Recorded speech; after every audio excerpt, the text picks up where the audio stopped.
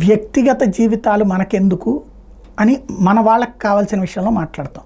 అదే సందర్భంలో మన వాళ్ళు కాకపోతే వాళ్ళ వ్యక్తిగత జీవితాల్లోకి అడుగు పెడతాం. ఇప్పుడు Visakha CMD, Visakha steel plant నష్టాల్లో ఉంది.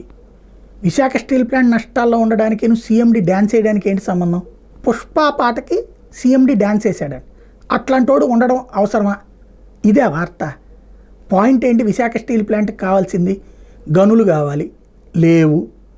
అదే సందర్భంలో ఏది మన ఐరన్ ఓర్ గనులు కావాలి, లేవు.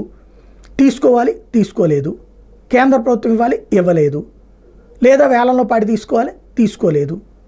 ఎవరు చేయాలి దాంట్లో సమన్వయం? కేంద్ర బొగ్గు గనుల శాఖ చేయాలా, లేదా మైనింగ్ శాఖ చేయాలా, రాష్ట్ర మైనింగ్ శాఖ చేయాలి. అక్కడే కొన్ని కాంట్రవర్సీస్తో కొట్టుకు చేస్తున్నారు. ఇప్పుడు ఎలా సాధ్యమవుతుంది? ఇకపోతే లేదా స్టీల్ ప్లాంట్లో తయారయ్యే ఐరన్ బయట దొరికే ఐరన్తో పోల్చుకుంటే ఒక 30% దాకా రేట్ ఎక్కువ ఉంటుంది. అది రాష్ట్ర ప్రభుత్వం కొనడం ద్వారా దాన్ని పరిష్కరించాలి. అది మానేసేసి సిఎండి డ్యాన్స్ వేసాడు, ఇట్లాంటోడుకి పెద్ద అవగాహన లేదు, అనుభవం లేదు అంటూ ఓ పెద్ద కథనాన్ని తయారు చేసుకొచ్చి వ్యక్తిత్వ హననం చేసే ప్రయత్నం చేస్తోంది.